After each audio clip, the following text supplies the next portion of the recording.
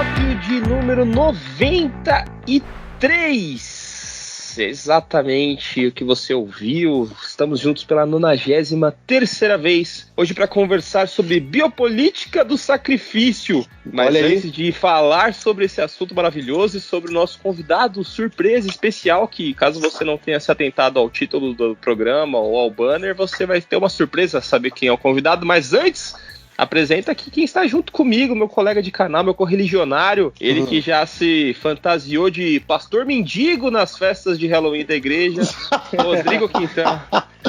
Olá, que fase! Eu peguei a referência, eu não sei vocês. E aí, cosplay de mendigo. Exato. Eu me fantasiei de Godfather of Mendigos. Ainda chama isso de pesquisa. Exato. Tá tudo bem com você?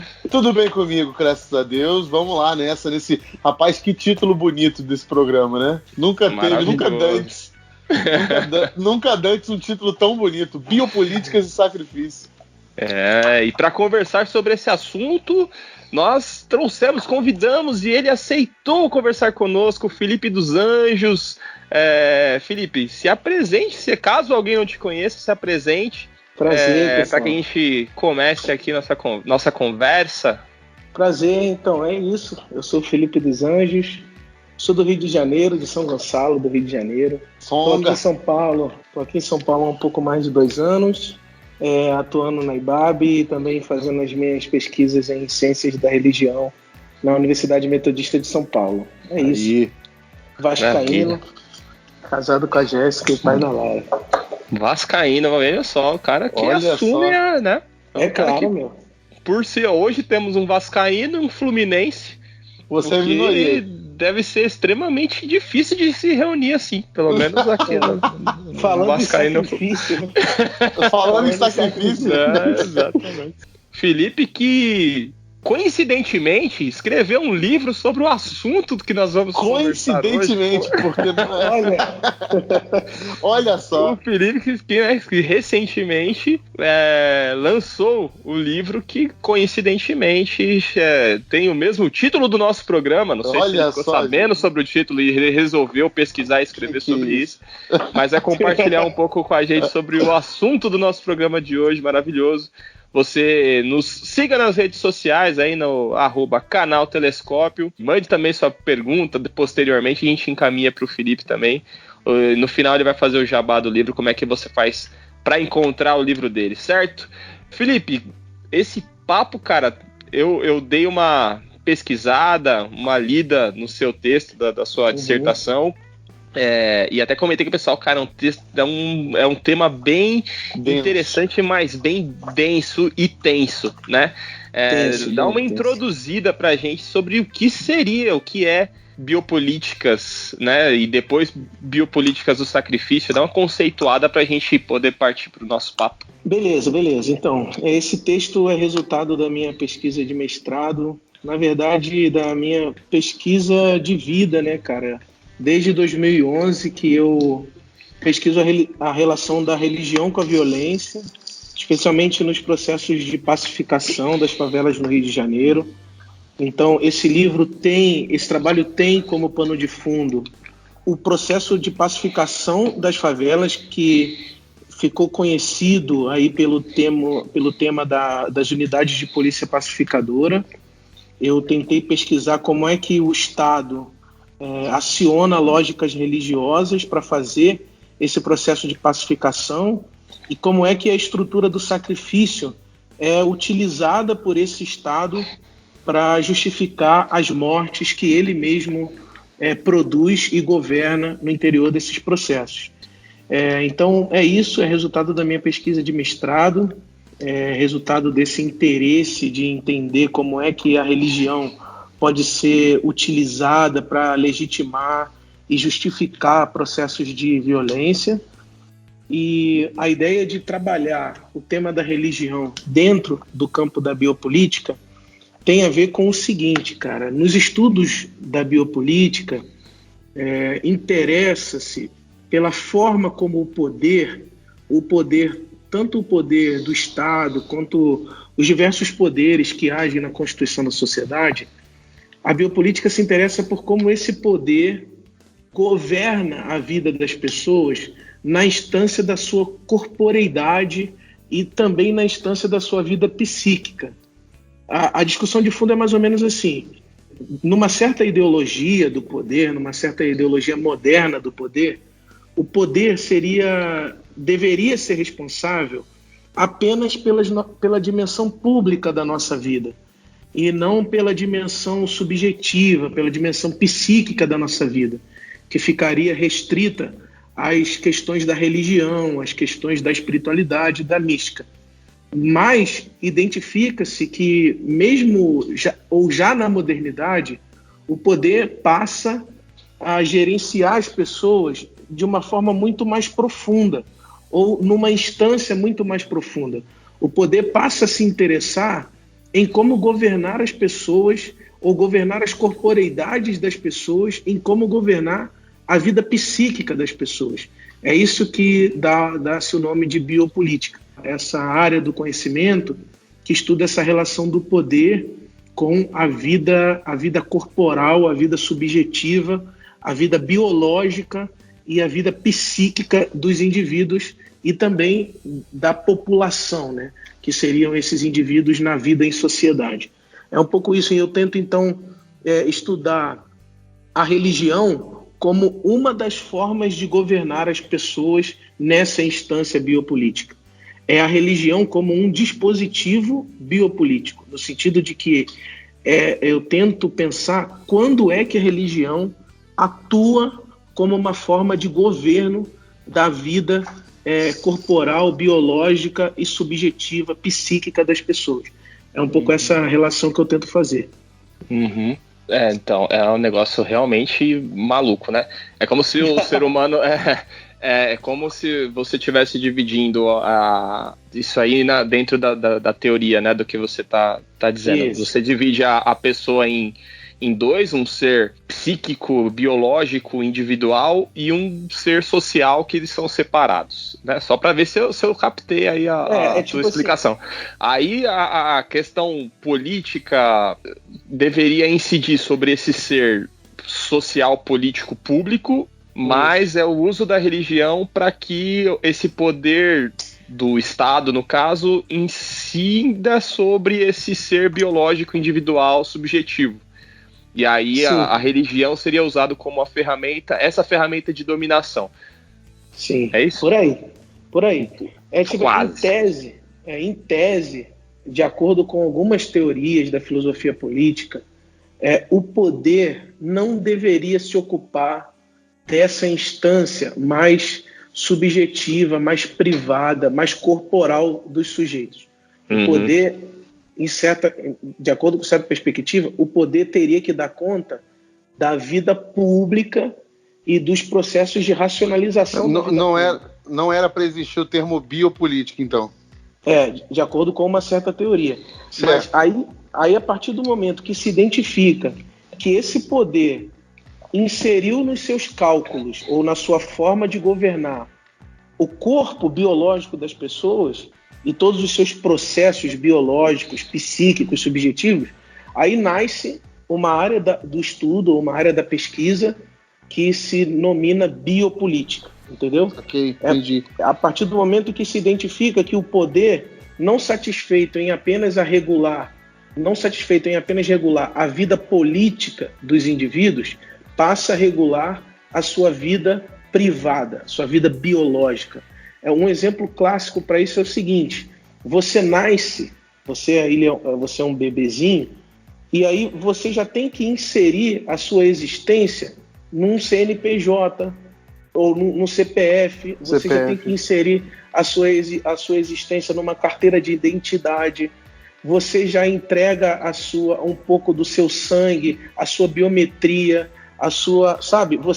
você vai permitindo que o poder te governe nessas instâncias. O poder vai conhecendo o seu corpo e ele vai se apropriando de você, de forma que não é mais possível identificar uma vida que seja sua e uma diferente de uma vida política. Você está o tempo inteiro de certa forma, governado. Você vai votar, você põe a sua biometria. Mas a biometria é uma informação biológica, é uma marca biológica. Como assim o Estado tem governo, tem controle, tem gerência sobre a sua biometria? Como assim o Estado tem governo sobre os seus genes, sabe? Como assim o Estado, por exemplo, a partir das tecnologias de comunicação na atualidade, como assim o Estado forma os seus padrões psíquicos e de comportamento e começa a governar você nessas instâncias, sabe? É um pouco Black Mirror, assim, a discussão, mas é isso mesmo, assim, é para pensar como é que o poder se apropriou dos nossos corpos. E aí, na minha discussão, eu estou pensando assim, como é que a religião, acoplada com o poder, leva esse governo, esse poder, para uma instância extremamente profunda do ser humano, que é a sua subjetividade, que é o que nós, cristãos, chamamos de espiritualidade. Por exemplo, quando um indivíduo transforma um gesto de militarização, por exemplo, numa cena litúrgica, que informação nós temos aí? Nós temos a informação de que a espiritualidade do cara já está condicionada por uma informação de militarização, de violência. Então, nesse sentido, a militarização já, de certa forma, colonizou a espiritualidade do cara. Já não tem uma espiritualidade que seja dissociada de como o poder decidiu governar a vida dele. É uma coisa... Por exemplo, quando o poder discute o aborto, quando o Estado discute o aborto, isso é uma biopolítica. É o Estado discutindo como gerenciar o nascimento de uma pessoa, ou não, ou a interrupção do nascimento. Você está entendendo até onde foi a política, até onde foi o poder? Essa é a minha preocupação. E a minha preocupação é quando a religião se torna um elemento para governar a vida cada vez mais profunda dos sujeitos. É um pouco isso, assim. Não sei Legal. Não sei se eu ajudei. Não, ajudou. Cara.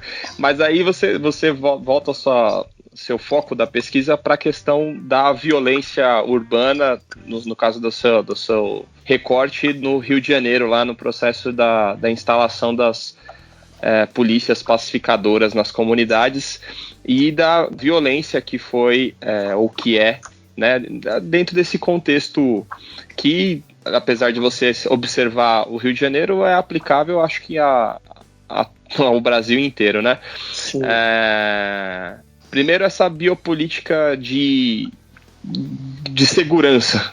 Não sei se eu posso, não sei se é certo esse termo, né? Essa biopolítica de segurança, de intervenção na segurança através da eliminação do que se caracteriza como o problema dessa questão, né? Como a segurança pública se utiliza da biopolítica para, enfim, trabalhar ou intervir na sociedade. Boa. Foi justamente essa questão que você está colocando agora que me perturbou. Porque o que me leva a fazer essa pesquisa é perceber que o Estado, aqui o Estado, em profundas relações com um certo mercado de especulação em torno da cidade do Rio de Janeiro, que naquela época, estava anunciada como palco de grandes eventos, grandes eventos internacionais, como Olimpíada, Copa do Mundo e coisas do tipo. Então, o que começa a me preocupar é como é que o Estado começa a produzir mortes em larga escala. Como é que o Estado, ao mesmo tempo em que diz que vai produzir a segurança e que vai produzir a pacificação, na verdade, está produzindo um governo de mortes, está acumulando e elevando um número de mortes assim, escandaloso na cidade do Rio. E aí a pergunta biopolítica é: o Estado tem autoridade para definir a morte dessas pessoas? Quem deu para o Estado a autoridade de manejar a violência dessa forma, a ponto de determinar a morte de um conjunto da população? Essa era a minha preocupação. E como é que eu recebia essas informações? No ano de 2013, eu passei a integrar um grupo de lideranças pastorais em periferias no Rio de Janeiro que recebia denúncias de violação de direitos por parte da polícia militar nesse processo de pacificação. Então eu recebia denúncias de tortura, eu recebia denúncias de desaparecimento, eu recebia denúncias do Estado invadindo a casa de pessoas na favela, enfim, as coisas mais bizarras e de todos os tipos. E a pergunta biopolítica, no fundo, é: quem deu para o Estado a autorização de matar desse jeito? Quem deu para o Estado a autorização de torturar desse jeito? Quem deu para o Estado a autorização ou a legitimidade de desaparecer com o corpo do Amarildo, sabe? Isso que é a biopolítica. É quando o Estado joga com os nossos corpos e impõe formas de viver, ou formas de viver precárias, ou impõe a própria morte para um tipo de população. E o que começou a me incomodar no Rio de Janeiro é que o processo de pacificação das favelas começou a representar a morte em larga escala apenas de um tipo de população, ou apenas das populações que moravam nas favelas, especialmente os jovens negros e pobres com idade entre 15 e 25 anos. Eu falei, por que o Estado, eu passei a me perguntar, por que o Estado escolheu matar essas pessoas? O que opera aí? Que lógica que opera aí, tá entendendo? O que move a máquina de violência do Estado contra essas pessoas e essas populações? Por que o Estado, debaixo de um pressuposto de guerra às drogas, entra numa favela sem mandato de investigação e arromba uma casa e pega um jovem e tortura um jovem e desaparece o corpo desse jovem? Que poder é esse? Tá entendendo? Essa era a minha perturbação.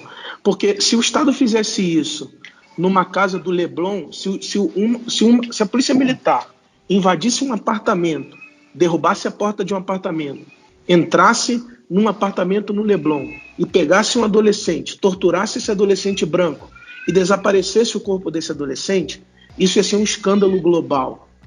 Por que a polícia pode fazer isso na favela?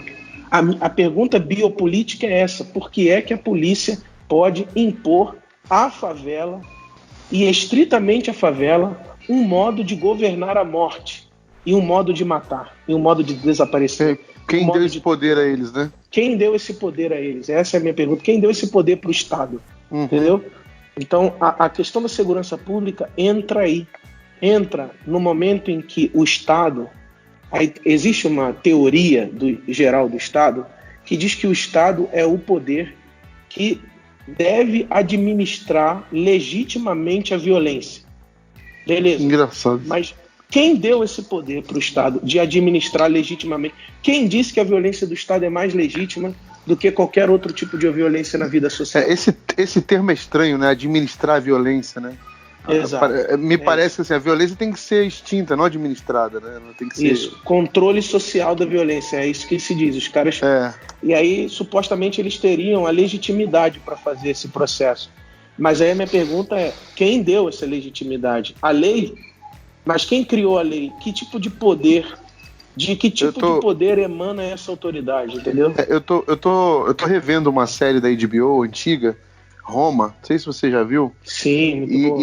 E é muito interessante que isso que você está falando, Felipe, me faz lembrar muito o poder que o Estado romano tinha sobre as pessoas, né?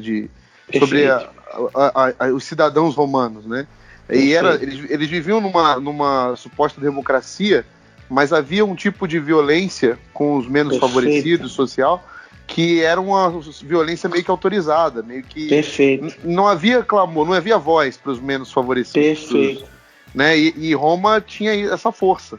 Então, assim, exatamente. Me parece, né, a tua exposição, a tua dissertação, ela me parece muito com esse Estado romano que impõe a sua força sobre esses mais fracos. Isso. E não vão, como se diz, chocar a sociedade que realmente importa, né? A sociedade dos vencedores, os que têm mais dinheiro, né? Os que têm poder, né? Então, aqueles que são a plebe, né? Eles são jogados fora ou são manipulados da maneira que serve o interesse do Estado, né? Exato, ou sacrificado, que é o que eu quero dizer aí com esse sacrifício. Eu quero dizer isso. Assim, essa discussão de Roma, Bom, existe uma soberania, que é essa discussão da soberania, né, na filosofia política. Existe uma soberania que pode dispor, segundo os seus próprios critérios, da vida de algumas pessoas. Essa soberania capta a vida de algumas pessoas e mantém a vida de algumas pessoas. E capta a vida de outras pessoas e elimina a vida dessas pessoas. Por quê? De onde vem essa autoridade? Aí que entra a discussão da religião. De onde vem essa autoridade teológica? Inclusive o termo soberania é muito interessante para a gente pensar isso. Como é que uma instância de poder político detém a soberania nesse sentido religioso e teológico a ponto de exterminar a vida de algumas pessoas? É o tribunal e a execução, né? Tudo ali ao mesmo tempo. Perfeito. É isso. Mas pelo que eu entendi da sua linha de raciocínio, a religião é utilizada como um instrumento de justificativa para a ação violenta do Estado. É isso, mas eu tenho uma parada um pouco antes, assim. Porque, assim, interessante que vocês... Eu já conversei sobre o livro em alguns lugares, e vocês foram alguns dos primeiros que começaram essa discussão por esse termo da biopolítica, ou seja, começaram a discussão por pensar a legitimidade da soberania em produzir esse tipo de morte. A maioria das pessoas começa já perguntando pela religião.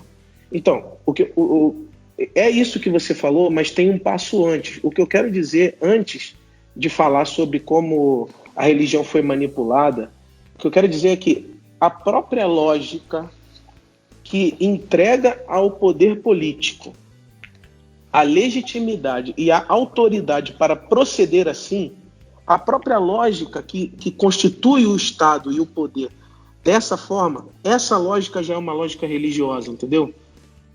Assim, antes do Estado, antes de dizer que o Estado usou a religião como uma ferramenta, eu quero dizer que o Estado, quando age assim, já está agindo de forma religiosa.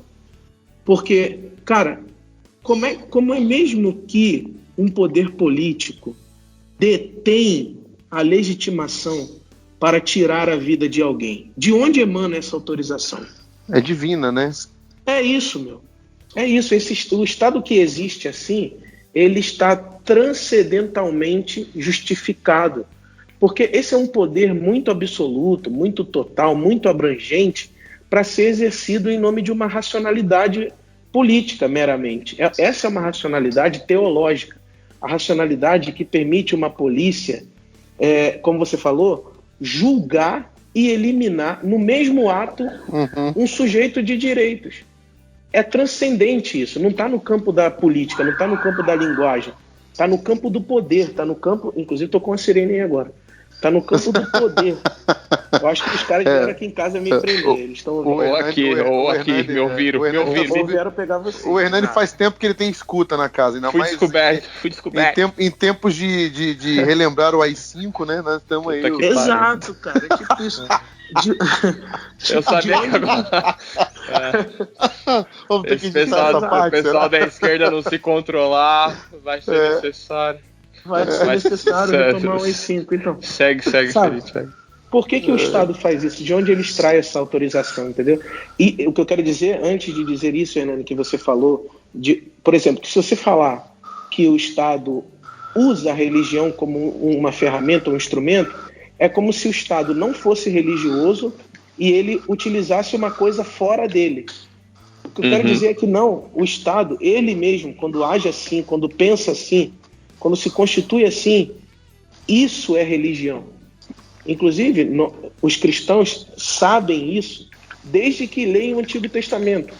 Porque o que existe no Antigo Testamento são histórias de reis, de soberanos, que sustentavam a existência do seu poder numa lógica divina, numa lógica teológica, numa lógica transcendental.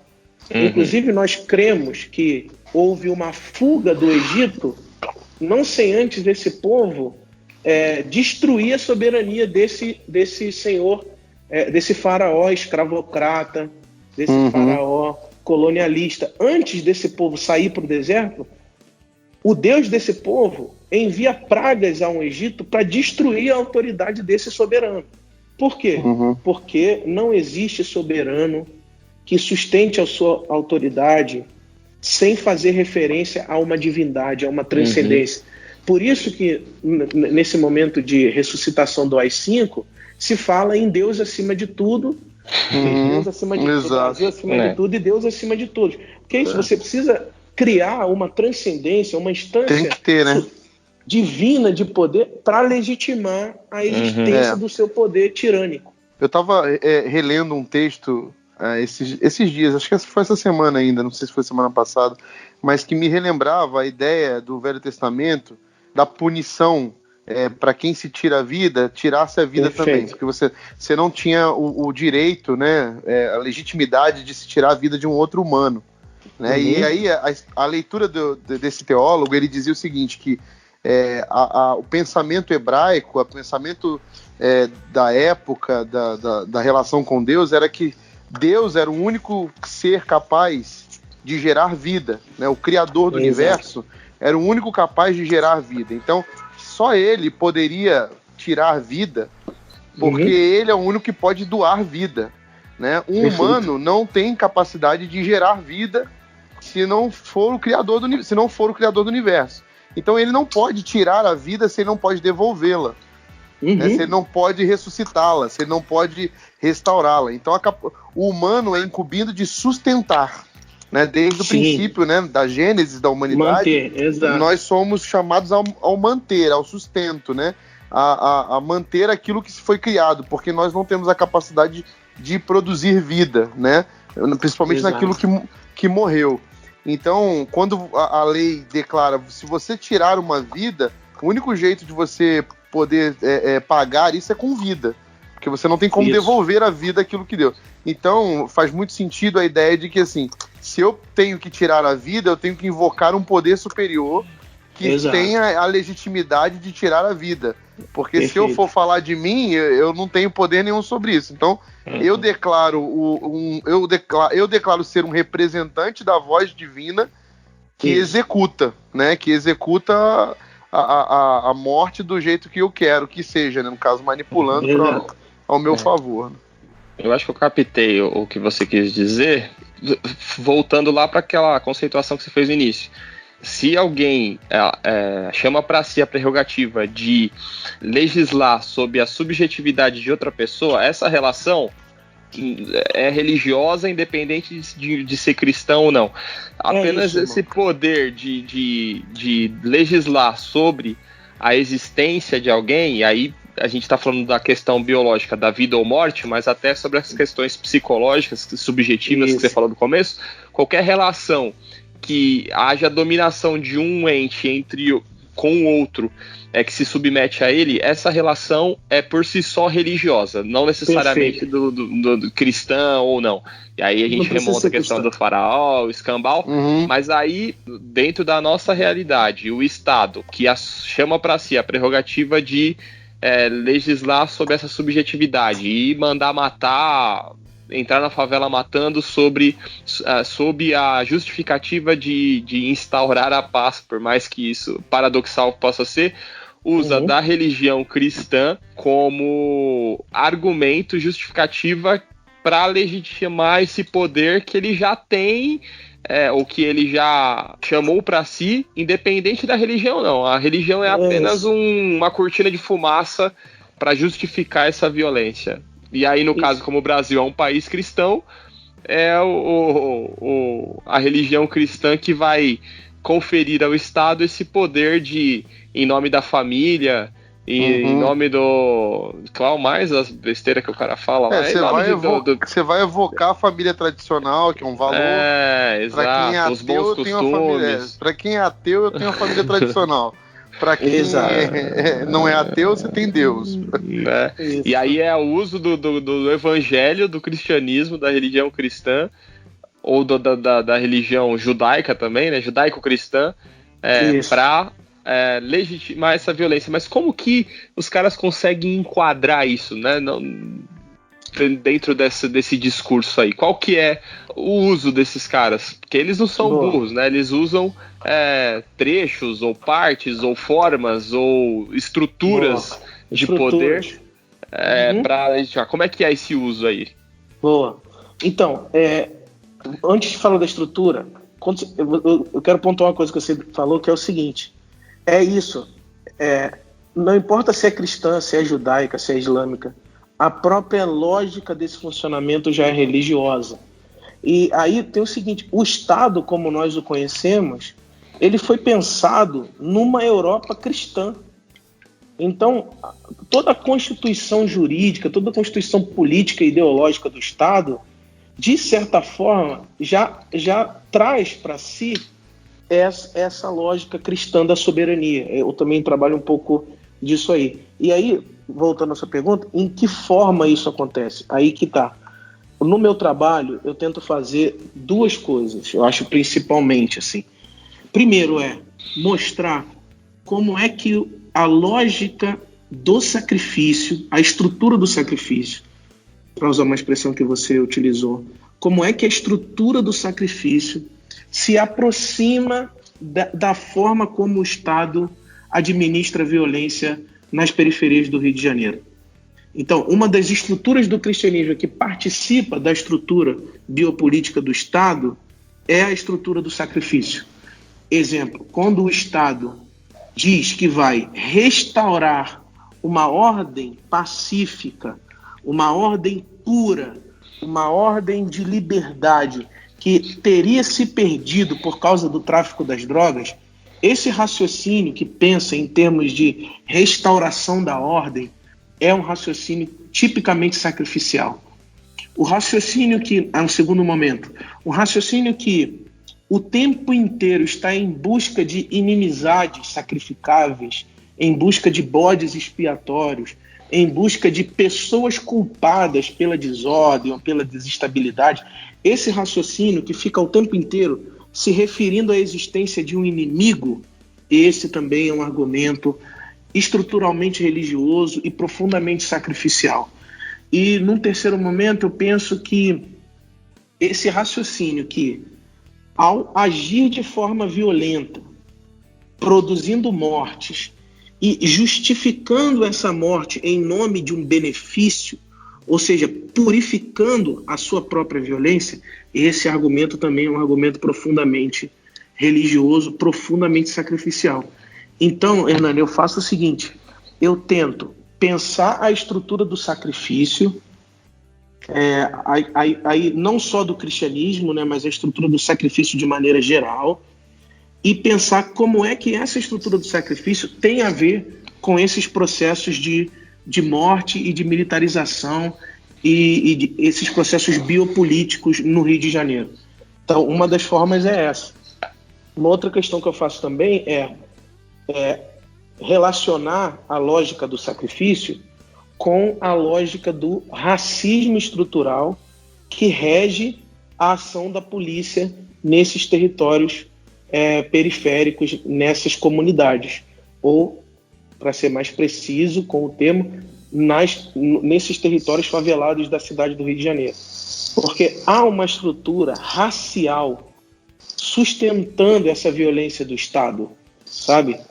Esse Estado, ele foi pensado numa narrativa colonial, numa lógica europeia, numa lógica eurocêntrica, que confere a ele o racismo como estrutura fundamental das suas operações. E aí, o que eu tento fazer, a partir de vários teóricos que estudam o racismo, como é que o racismo, enquanto linguagem política, enquanto ideologia política, como é que o racismo se aproxima também da lógica sacrificial. Por isso, biopolítica do sacrifício, porque a forma como eu lido com esses dois problemas é aproximando a estrutura biopolítica do Estado, a soberania, as lógicas de violência do Estado, da forma de funcionamento do sacrifício, que nós conhecemos tão bem, porque nós que somos cristãos ouvimos sobre o sacrifício desde a nossa infância. Então a gente sabe muito bem como funciona essa coisa da ordem, esse argumento do bode expiatório, esse argumento de uma violência necessária para produzir algum benefício ou para satisfazer alguma necessidade de pureza, sabe? Então todos esses discursos, eles estão presentes na pacificação do Rio de Janeiro. Então eu tento fazer essas aproximações. É por isso que durante a minha pergunta eu acabei falando da questão, eu falei do cristianismo e aí eu puxei para o judaísmo também, judaico-cristã. Sim. Porque partindo aí para o cristianismo, ou, né, ou para um enfoque neotestamentário aí da Bíblia, a gente vai ver essas questões que justificam a violência. Posso fazer uma leitura errada aí, se me corrige, Jesus e os evangelhos e o que vem no Novo Testamento não tem esse enfoque nessa questão do sacrifício. O sacrifício foi Jesus, o sacrifício foi realizado. Agora a gente viu um período de graça e de um novo momento, um Novo Testamento. E essas questões de mais violência e de sacrifício nesse sentido que você trouxe como justificativa, a gente observa mais no Antigo Testamento. Tô certo ou tô errado? Sim, é isso mesmo. Então, aí seria a questão mais judaica, né? A parte do cânon que tem relação com o judaísmo, com a Torá e tudo mais.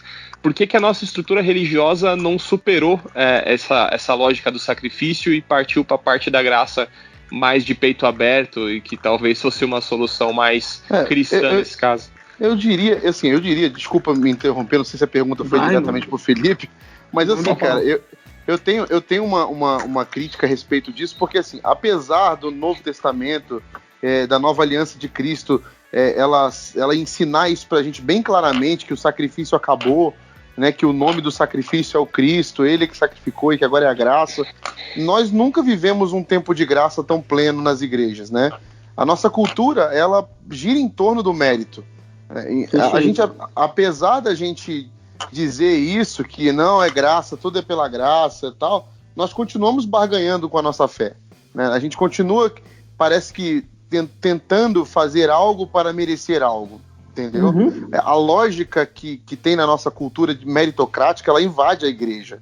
Ela invade é sacrificial. A igreja, e é sacrificial, ela exige de cada ser dentro da igreja uma postura, e aí tem a estética, tem a postura estética do cristão. Perfeito. E essa estética, se exige dessa estética uma postura sacrificial, entendeu? E eu acho que vem, por exemplo, na nossa sociedade brasileira, né, a gente tem muita herança dos católicos, né? Nós viemos. Você já fez promessa, Rodrigo? Então, isso que eu ia falar, nós viemos de uma cultura protestante que nasce dentro do catolicismo. Então a nossa cultura protestante, ela tem muito do catolicismo. E o catolicismo tem essa coisa de conquistar, né? De ganhar. As boas obras, elas ganham muita força no catolicismo, e de pagar promessa, de se fazer algo para ganhar algo. E aí se mistura, faz uma salada aí na nossa fé. Se você vai para o Nordeste, por exemplo, que é o povo de mais fé que eu creio no Brasil, é o povo do Nordeste. Se você entra numa casa da galera mais pobre lá do Nordeste, você vai ver o quanto de fé, é quase que um culto ecumênico na casa da pessoa. Você tem o Padim Cício, você tem a Nossa Senhora Aparecida, você tem as guias do pescoço da Umbanda que ela foi na segunda-feira no terreiro, e tem a Bíblia aberta no Salmo 90, atrás da porta da casa dela. Então assim, você tem tudo isso numa mesma casa. Então, ao mesmo tempo que a gente tem uma fé protestante, né, que diz, uma fé cristã também, no católico, que diz Jesus é o sacrifício, a gente não tem isso na prática. Eu acho que isso está longe ainda. Então a gente ainda vive a questão sacrificial muito de perto. Eu acho que não existe ainda uma liberdade nessa área da graça. A gente não entendeu isso ainda. Não conseguiu cair a ficha de que não depende de nós. Que talvez essa lógica do sacrifício seja um instrumento de dominação, inclusive dentro da estrutura religiosa. Lógico, quando você obriga a pessoa a fazer determinado ritual, ou a ir na igreja em determinado dia, ou a ler determinado texto, ou assistir determinado programa, ou a não ir em determinada festa, toda essa lógica do sacrifício, quer dizer, você precisa, enfim, cumprir esse conjunto de regras aqui, porque se eu falar pra galera que de fato não precisa dar o dízimo porque ela não vai perder a salvação se ela não der, minha igreja vai pro vermelho e eu vou me ferrar. Então é melhor falar que mas não muito, entendeu? Pra que ela mantenha a rédea nas pessoas ali. Então, essa pergunta que o Hernani fez, ela é central, assim. Porque a nossa forma de participar dessa violência que eu tento descrever é essa.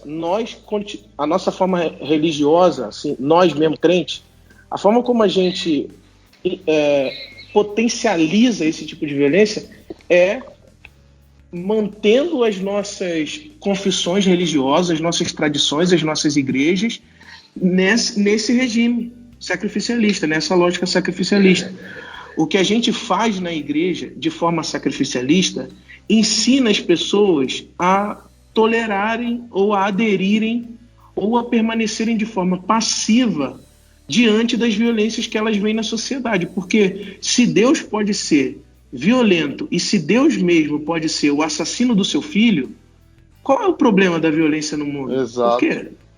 Se Deus mesmo pôde matar o seu filho para cumprir um propósito, qual é o problema da gente matar algumas formas de vida e eliminar alguns tipos de pessoas para realizar algum propósito político que seja, da nossa perspectiva, um propósito elevado ou um propósito justo, sabe? Então, quando a gente ensina religiosamente as pessoas a tolerarem a lógica de um Deus violento, a lógica de um Deus assassino e a lógica de um Deus que precisa da violência para realizar o seu propósito, essas pessoas na sociedade, na política, na vida em comum, elas vão tolerar também a violência.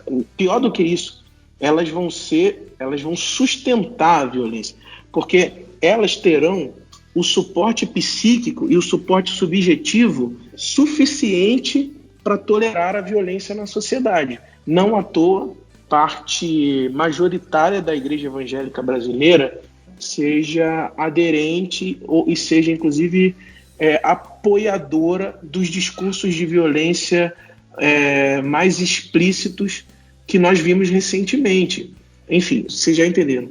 Então, entendeu? Então, tá assim, ok? Tá ok. É isso aí. Essa sua pergunta ela é central. A gente e o Rodrigo comentou muito bem. A gente ainda não superou essa lógica, entendeu? A gente ainda não discerniu aquela palavra de Jesus tão aguda e tão criativa de que ele quer misericórdia e não sacrifício, sabe? A gente ainda não fez essa passagem, a gente ainda não revisitou as nossas tradições de modo a livrar as nossas hermenêuticas, as nossas teologias dessa lógica sacrificialista, sabe? E eu acho que esse é um trabalho a ser feito não apenas pelos seus efeitos dentro da igreja, mas porque esse trabalho ele pode gerar outro ser humano na vida social, outro ser humano na vida política, um ser humano menos desejoso da violência, entendeu? Um ser humano menos submisso às formas de violência ou às formas de controle social por meio da violência. Isso nos traz de volta uma consciência relacional, que é o propósito da igreja na Terra, né? Porque assim, o maior problema que eu vejo hoje na igreja que não percebeu, não se deu conta, não superou a lógica sacrificial, é que ela, por ter essa lógica sacrificial ainda muito inerente na sua fé, ela continua indo para a igreja para se salvar. Ela continua indo para a igreja com o objetivo de salve-se quem puder. Né? Então eu tô lá numa pseudo fé coletiva, mas vivendo uma experiência coletiva, mas num culto individual. Ou seja, eu vou para a igreja no intuito de me salvar e não para me relacionar, e não para ser um com os outros. Eu vou na lógica de salve-se quem puder, uma consciência animal, uma consciência de ente de sobrevivência. Então, assim, enquanto a gente tem uma lógica que não supera a condição de sobrevida, enquanto a gente não entende a vida plena em Jesus, a gente continua vivendo uma lógica de sobrevida, de medo e de que salve-se quem puder, o mais fraco vai morrer e eu vou sobreviver. Entendeu? Não tem fruta gostosa para todo mundo fora do Jardim do Éden. Então, eu vou garantir o meu, e quem não tem, o problema é seu. O seu problema, para mim, é seu, né? Então, assim... Exato. E se você morrer, tá tudo bem. Tá tudo bem. Então, assim, a igreja virou uma Babel. É todo mundo querendo se relacionar com um poder e não com uma vontade. É todo mundo querendo chegar no céu para se salvar. A gente não se entende, a gente não fala a mesma língua, não importa. Se a gente conseguir construir o nosso monumento de poder e chegar até o céu, tá valendo. Então, nós não somos mais igreja, somos Babel. E isso é um problema sério, porque perde a identidade da igreja relacional em torno da mesa, em que a gente não olha para nucas, a gente olha para os olhos. Né? Então, quando a gente se olha nos olhos em torno da mesa, nós nos preocupamos com o outro como uma relação, e não como um lugar para eu me salvar, mas um lugar para eu me salvar de mim mesmo, na verdade. É uma mesa que eu encontro ali uma razão, um propósito para existir fora da sobrevida, né? Fora da lógica de que eu preciso me salvar de algo. Não, assim, eu não preciso me salvar, eu preciso me perder no outro, eu preciso me encontrar aqui no Cristo na mesa, para que a igreja seja um lugar de relação e que me redima dessa lógica animal, dessa consciência animal, e me traga de volta uma consciência relacional, de que o outro de mim mesmo é igual a mim, não existe uma diferença aí entre ele e o outro por causa de classes sociais impostas do lado de fora. Então, se o mundo é inóspito para o humano, então nós nos juntamos como família e nós nos juntamos como igreja para a gente se dar as mãos e ir em torno daquele que nos salva, aquele que foi o sacrifício, né? Bem, mas aí a pergunta de 10 milhões de reais para vocês, nobres bacharéis, teólogos, pastores, é se a gente concorda com isso, mas a gente está falando também da nossa fé cristã, né? Da estrutura religiosa em que nós também estamos inseridos. Como usar ou exercer ou viver a fé de modo não a legitimar essa violência, mas de modo a, de fato, combater essa violência ao ser humano, como inverter esse uso que o poder faz da lógica religiosa para a instituição do reino de Deus, que não tem nada a ver com isso. Qual que é o caminho para que a gente inverta essa lógica aí? Eu queria dar duas sugestões assim, nesse sentido. A primeira é que você leia, mas um pouco mais atentamente, um pouco mais lentamente, a forma como a vida, a morte e a ressurreição de Jesus, que é muito importante pensar a vida de Jesus dessa forma, vida, morte e ressurreição, para que você não esvazie um em detrimento do outro, ou valorize um momento em detrimento do outro. A minha sugestão é: acompanhe a vida de Jesus e veja como ele confronta radicalmente as lógicas sacrificialistas do seu tempo. Veja como, inclusive, as pessoas que matam Jesus estão pensando que estão fazendo um sacrifício justo a Deus. E veja como que, ao ressuscitar Jesus, Deus está falando assim no livro de Atos: vocês mataram, assassinaram o justo de Deus. Eu não estava do lado de vocês quando vocês mataram Jesus. E porque a prova mais cabal de que eu não estava do lado de vocês é que eu ressuscito Jesus, porque eu aprovo a vida dele, eu aprovo a obra da vida dele por meio da sua ressurreição, e não aquilo que vocês fizeram contra eles.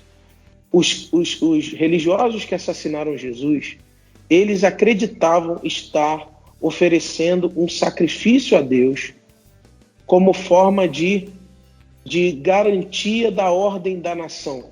É isso que o Evangelho de João diz.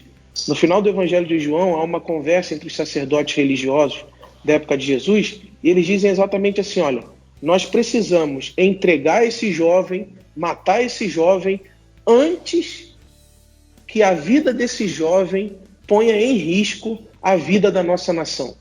Antes que morra a nossa nação, a gente precisa matar esse jovem, porque ele está perturbando, ele está causando um alvoroço, as pessoas estão se convertendo a ele está curando pessoas, ele está desmontando, tudo bem, ele está desmontando tudo que nós construímos enquanto ordem. E aí eles matam Jesus, eles assassinam Jesus. Mas Jesus ainda assim diz: eu perdoo vocês, vocês não sabem o que vocês estão fazendo. E se vocês não sabem o que fazem, é o seguinte: vocês acham que isso que vocês estão fazendo, o sacrifício que vocês estão fazendo, vocês acham que isso é justo e que isso é certo. Só que vocês não sabem o que vocês estão fazendo. Vocês estão matando o Filho de Deus. E aí depois, ao terceiro dia, Deus ressuscita Jesus para mostrar que o modo como aquela sociedade, por meio da violência, julga a vida de Jesus é injusto. E que Jesus é o justo, a justiça de Deus está do lado de Jesus, e por meio da ressurreição de Jesus, Deus está anulando, cancelando, destruindo, derrubando de uma vez por todas toda e qualquer lógica sacrificial. Então, assim, a minha sugestão é leia lenta e atenciosamente a vida, a obra, a morte, a ressurreição de Jesus, e vai percebendo como é que Jesus produz uma ruptura com essa lógica do sacrifício. Essa é a minha primeira sugestão. E a segunda sugestão é: perceba como é que a leitura que Paulo tem, a leitura messiânica que Paulo tem do Evangelho, é uma leitura que sutilmente, porque essa palavra é importante, é uma leitura que sutilmente desmonta completamente a lógica legalista, assassina, discriminatória e sacrificialista da lei. Paulo destrói isso em nome da graça de Jesus Cristo, em nome da graça que reconcilia, e não do sacrifício que separa, e não do sacrifício que discrimina, em nome da graça que reconcilia. Então, assim, depois que você lê o Evangelho, vai percebendo como é que o apóstolo Paulo vai romper também com essa lógica sacrificialista. E uma terceira coisa que eu gostaria de falar é o seguinte: não esqueça que ler o Evangelho e ler a Bíblia não é ler as teologias sistemáticas que explicam a Bíblia e o Evangelho. Boa. Por quê? Segundo determinada teologia, segundo determinadas teologias sistemáticas, especialmente aquelas teologias sistemáticas mais sustentadas numa visão do Santo Anselmo, da expiação como satisfação penal do Santo Anselmo, do Tomás de Aquino, dos calvinismos de maneira em geral. E essas teologias sistemáticas são teologias. Ler a Bíblia não é a mesma coisa que ler essas teologias. Então, tem uma diferença em conhecer o texto do Evangelho e o texto do Novo Testamento na perspectiva cultural, antropológica, social do seu tempo, e entender o Evangelho. Tem uma diferença entre isso e entender o Evangelho na perspectiva de certos teólogos sistemáticos. Esses teólogos, sim, identificaram o cristianismo de Jesus como um cristianismo sacrificialista. Só que o cristianismo de Jesus, ou a fé de Jesus, é uma fé que destrói a lógica sacrificial. No poder do seu amor, na graça do seu amor, no poder da sua paixão, que, veja bem, é uma entrega de si com vistas a perdoar aqueles que o mataram. Veja bem, é uma entrega de si com vistas a perdoar aqueles que o mataram. Isso já é uma torção na lógica do sacrifício, porque, de acordo com o sacrifício, aqueles que matam, eles estão do lado da justiça, eles estão do lado da verdade, eles estão do lado da ordem, eles estão do lado da pureza.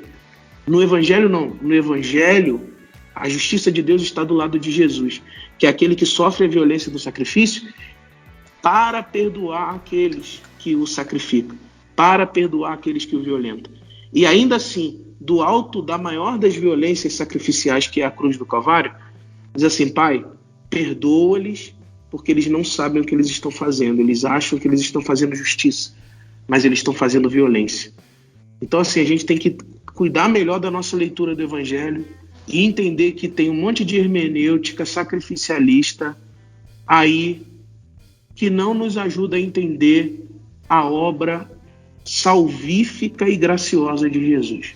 Então, eu gostaria de dar essa sugestão, mas precisa prestar atenção, porque há uma nuance, e nessa nuance há uma sutileza, e nessa sutileza essas interpretações sacrificialistas se interpõem e colocam ali um modo distinto de ler o Evangelho.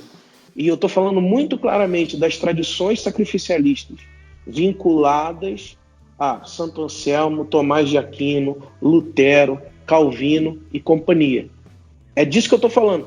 Esses teólogos eles não descrevem com honestidade, transparência e profundidade aquela transformação que Jesus faz na lógica do sacrifício.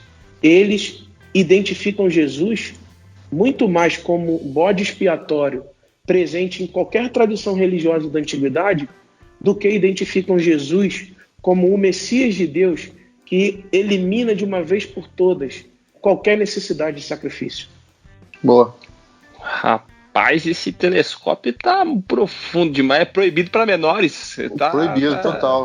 Tá demais.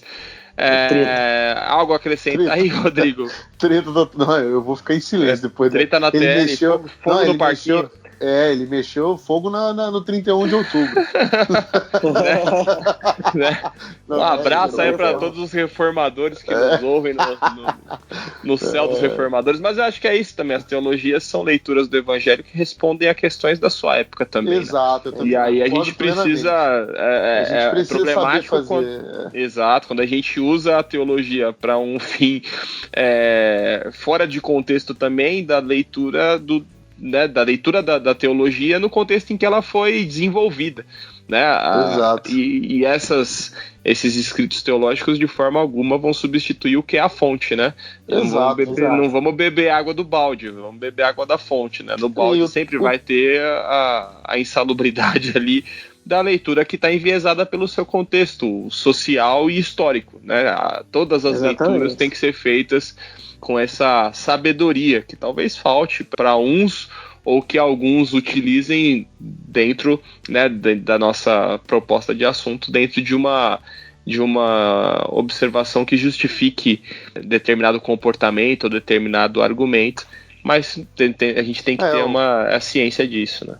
É a própria fala do Cristo quando ele vira para a mulher samaritana e está conversando com ela sobre a questão do lugar de adoração, do lugar de sacrifício, que se é aqui no monte, se é no templo, e Jesus fala nenhum nem outro, acabou isso, agora os meus adoradores vão me adorar em espírito e em verdade, entendeu? E essa adoração, o que Jesus está falando de adoração não é worship, não é louvor, não é essa adoração é a salvação, é o perdão, é a entrega de que, tipo, quando vier o tempo, e ele já veio, que eu vou me entregar, em espírito e em verdade, vocês terão o poder de me adorar, ou seja, de libertar-se dessa noção sacrificial para que o perdão esteja com vocês por onde for. Então a adoração é esse lance do perdão derramado sobre toda a humanidade que se perdoa, que está redimida agora pelo sangue, que foi o único sacrifício que acabou, que não tem mais. Então agora não existe mais a lógica sacrificial, porque essa lógica sacrificial foi transformada em adoração em espírito e verdade. Que vem agora. Não tem mais o lugar lá do adoração, do templo, não tem mais a indumentária do bode expiatório. Acabou, agora é espírito e verdade. Então é preciso saber ler o que está acontecendo, né? Tipo, não é só que agora o louvor não vai acontecer mais no templo nem no monte, o louvor agora é em casa, no pequeno grupo. Não, ele está falando de salvação, ele está falando de perdão, ele está falando de graça, né? Ele está falando de uma vida para lá dos sacrifícios, né?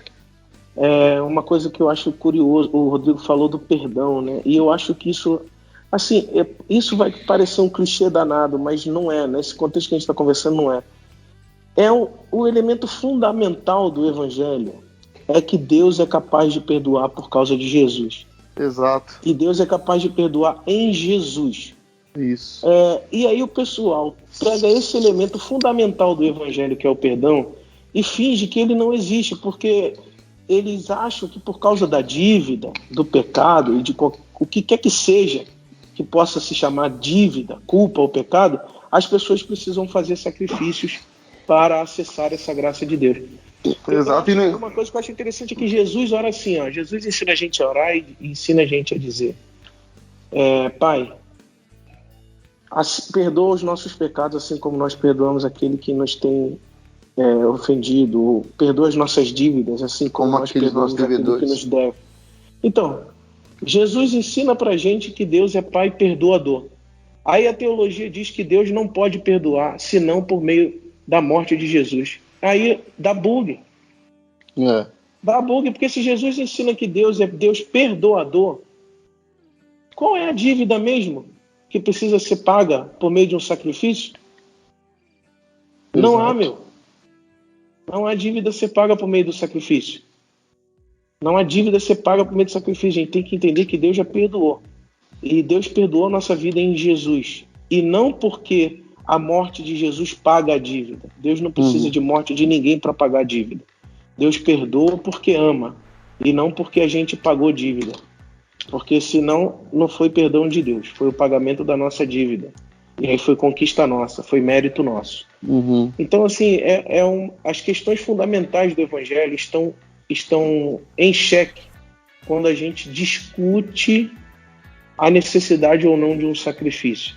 O que está em xeque é se a gente confia no fato de que Deus perdoa ou se a gente acha que é o pagamento da nossa dívida que garante a compra de algum perdão ou que garante a conquista de algum perdão. E isso é um tema tão caro para o Novo Testamento que Paulo passa um tempão discutindo isso. Aí tem uma outra coisa que eu gostaria de dizer. O texto de Hebreus diz que Jesus é o nosso sumo sacerdote. Isso muda tudo. Ele está no lugar daquele que oferece o perdão. Ele está no lugar daquele que diz que os seus pecados estão perdoados. Daquele que salva definitivamente, porque está no lugar daquele que perdoa os pecados. E é por isso que ele diz do alto da cruz, os seus pecados. Perdoa-lhes porque eles não sabem o que fazem. Então a gente precisa recuperar essas vozes do perdão no Evangelho e no Novo Testamento. Muito bom. Eu confesso que aí bugou mesmo. Algumas coisas que você falou acho que me deixam um pouco em crise. Eu não sei se é uma crise saudável ou uma crise existencial mais profunda. Mas aí eu acho que poderemos marcar novos programas com você para que a gente continue essa discussão maravilhosa. Mas por hoje, Felipe, obrigado por ter se disponibilizado aí a trocar ideia com a gente. Espero que você tenha gostado. E fala pro pessoal como é que eles encontram aí o seu livro Biopolíticas do Sacrifício, para que, né, óbvio que é um livro, é uma dissertação de mestrado, é uma coisa acadêmica, é uma coisa mais extensa, bem argumentada. Alguém que se interesse pelo material, como é que faz para te encontrar ou para encontrar o livro? Fala aí pra galera. Mano, então, no site da editora você consegue comprar o livro. Em breve a gente vai disponibilizar também na Amazon. E eu tenho alguns exemplares comigo também lá na igreja. Quem quiser acessar, me procura por lá, que eu tenho alguns exemplares ainda por lá. Boa. Mas especialmente pela internet também você encontra. Quais são as redes? Como é que o pessoal te acha? Instagram, @dosanjosfelipe, com 2 L's, FELLIPE. Especialmente Instagram. Eu saí do Facebook porque era muita treta, né? Imagina. Pela minha saúde mental e emocional. Você sacrificou o seu perfil do Facebook. Exatamente. Eu me livrei de ter a minha privacidade hackeada pela Cambridge Analytica. O Instagram tá super seguro, então você pode... No Instagram eu posto foto só da minha filha. Aí não tem treta. Maravilha. Faz o papel de um bom caucasiano, burguês. Exatamente. Comportado. Pai de família hétero, branco. Hétero. Exatamente. Tá certo. Cara, brigadão mesmo, viu? Foi legal demais. Eu que agradeço. E que Deus abençoe seu ministério aí e que siga frutificando. Foi muito, muito legal, tenho certeza que vai abençoar muita gente. Valeu, irmãos, obrigado. Pastor Rodrigo Quintan também, valeu mais uma vez, um abraço. Valeu, obrigado, valeu Felipe, brigadão, cara, por ter aceito o convite. Valeu, Quintan, tamo junto. Sempre um prazer aí, mano, te ouvir, aprender contigo, valeu demais, cara. Tuas contribuições aí sempre pertinentes, obrigado. Obrigado por esse presente também, que é esse livro aí, muito bom, obrigado, eu vou com certeza aí procurar uma dedicatória sua no meu. Tá bom? E obrigado a todos vocês que nos ouviram, que nos acompanham, deixa aí seu recado, procurem o Felipe ou deixem comentários aí, a gente encaminha pro Felipe, entre em contato com a gente, sempre @canal Telescópio, também sigam a Crentaços, @Crentaços, todo dia 10 um episódio novo Telescópio no ar, Telescópio, pés no chão, olhando pro alto, tchau!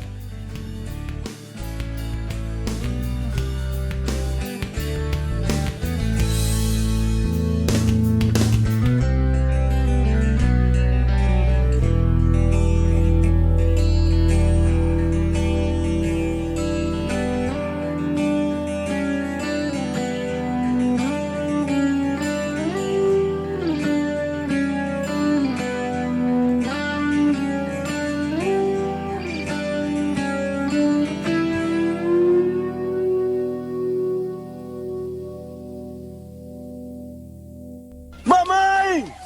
É Deus, mamãe!